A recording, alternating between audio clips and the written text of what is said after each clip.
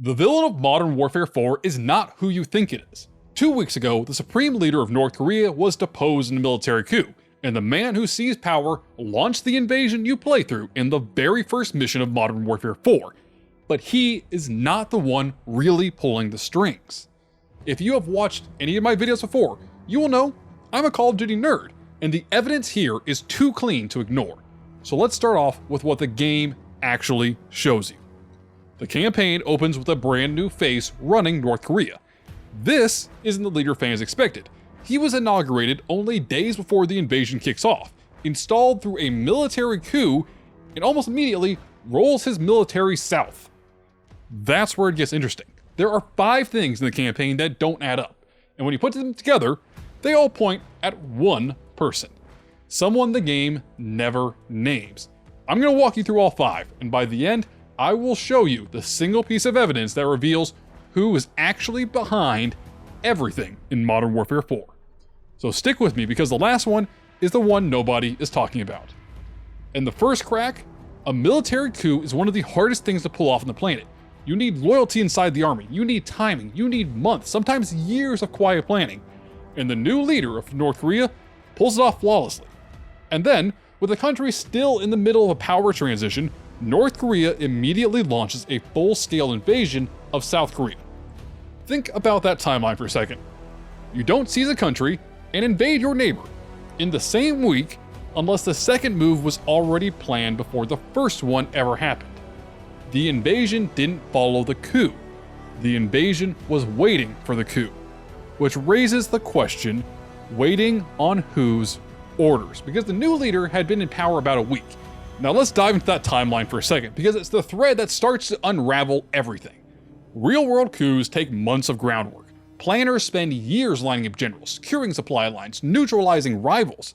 Now, stack an invasion on top of it, moving armor, fuel, troops, and air support to a border without the other side noticing after you just had a military coup. That is another massive operation all on its own. North Korea, in the world of Modern Warfare 4, does both at the same time. Coup and invasion, back to back, no gap. That is not something a week-old government improvises. That's something a well-funded outside force spends years preparing and then activates the moment that their man is in the chair or the seat of power.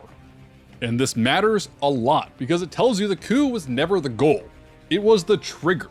Someone needed the right leader in place to give the order, so they engineered a leader, the new supreme leader.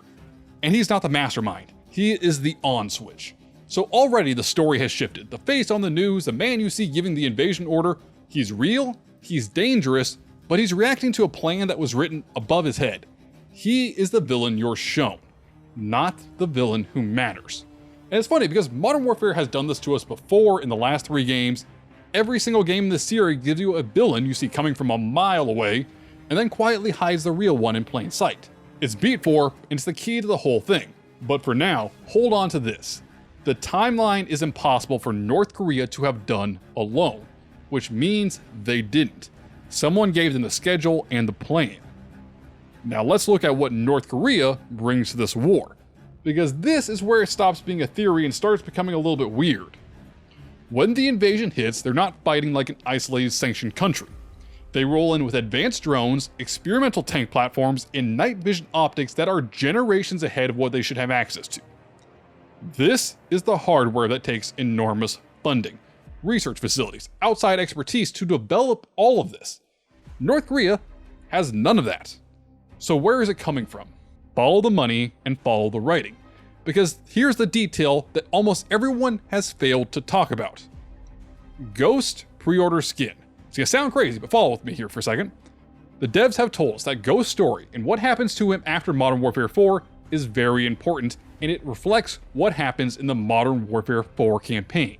Specifically, they even showed us that on the skin, there is Russian writing that says experimental. Russian writing. On the operator, the developers are quietly telling us, hey, pay attention to this guy. Coincidence? I don't think so. When you put it together, a picture forms. North Korea is fielding technology it couldn't build in a war it couldn't plan on a timeline it could never hit. And the one operator the devs are flagging as critical is carrying Russian markings. The outside force funding this isn't a mystery anymore, it's leaving its fingerprints. And this is the part I want to be very careful with, because it's easy to jump and just say, it's just Russia, and stop thinking. But it's not that simple. Makarov is Russian, sure, but as you'll see, this doesn't seem to be Makarov's operation at all. This is something else. Someone with deep funding, his own research program, and a reason to want North Korea invading the South. And we're closing in on him. But to see him clearly, you have to understand the rule Modern Warfare has followed in every single game. So let's get to beat 4. Here is the pattern. And once you see it, you can't unsee it. Every Modern Warfare game has 3 villains. There's the one you know right off the bat, the obvious face, the public enemy. Think General Barkov in Modern Warfare 2019. Then there's the one you actually stop or kill over the course of the campaign. In Modern Warfare 2019, that was the leaders of Al-Qatala, the Wolf, and the Butcher. And then there's the third. In Modern Warfare 2019, that was Hadir, the one who has quietly tied the entire story together and exits the story to set up what comes next. Now map it onto Modern Warfare 4. The one you know off the bat is the new North Korean leader, the face of the invasion. The one you stop is Makarov, who the story deals with early in the second mission. The series rule says there's a third. And the third is always the one who actually matters. So who ties the story together? It's not the leader and it's not Makarov, and here is the proof. The developers have confirmed the war in Korea does not end in the Modern Warfare 4 campaign. And that is huge. It means the North Korean leader doesn't die in the game. He survives, the conflict continues, and the story rolls on past the credits. A villain who survives and whose war keeps going isn't a loose end. He's a placeholder. He's being kept alive because the person who installed him still has use for it. The real villain doesn't need you to catch the leader of North Korea. He needs the war to keep going. So let's put it all together. We've got an impossible coup, military tech that shouldn't exist in North Korea, Russian writing that says experimental on an operator we've been told to pay attention to, and a series rule that demands a third name we haven't been given. 4 threads all reaching for the same hand off screen. And let's find out who it belongs to. The piece that pulls it all together has been hiding with Price the whole time. Throughout most of the Modern Warfare 4 campaign, Captain Price isn't focused on Korea at all.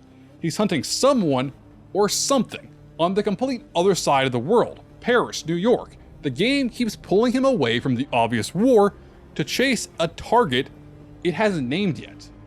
You don't write Price that way unless he's chasing something bigger than the invasion right in front of you. Price is hunting the third villain. And there's a place where all of this physically lives. There is an underground advanced weapon research facility tied to the story. The Red Mesa. That's a whole video on its own, I'll break it down in a couple days, but you need to know it exists because the campaign features a nuclear meltdown whose entire purpose is to stop what's happening at that facility. You don't build a meltdown set piece to stop a normal weapons depot. You build it to stop something that can't be allowed to exist. So when you put every coincidence together, the third villain comes into focus. He's almost certainly a Russian man, but he is not Makarov. He doesn't appear to work with Makarov at all. He has serious funding and a research program of his own. His real goal isn't conquering Korea, but is to keep the war alive as a cover so the eyes of the world stay focused on the front line, while he develops his weapon in the shadows. He engineered the coup, he armed the invasion, and we don't even have a name for him yet. That is the villain of Modern Warfare 4, not the man on the screen, the man behind the meltdown. And mark my words, this is the thread the entire franchise is going to pull on in Modern Warfare 4. The Korea War doesn't end, the third villain doesn't get caught, and the weapons research never stops. Everything in the campaign is moving to the opening of what happens in DMZ, and the man pulling the strings is being saved for what comes next. So the next time someone tells you the bad guy of Modern Warfare 4 is the North Korean leader, or Makarov, or Captain Price, you can tell them the truth. It's not them. It never was. And I will break down the Red Mesa facility and exactly what they're building down there in the next video. So until then, I am IceBurgz. Stay frosty.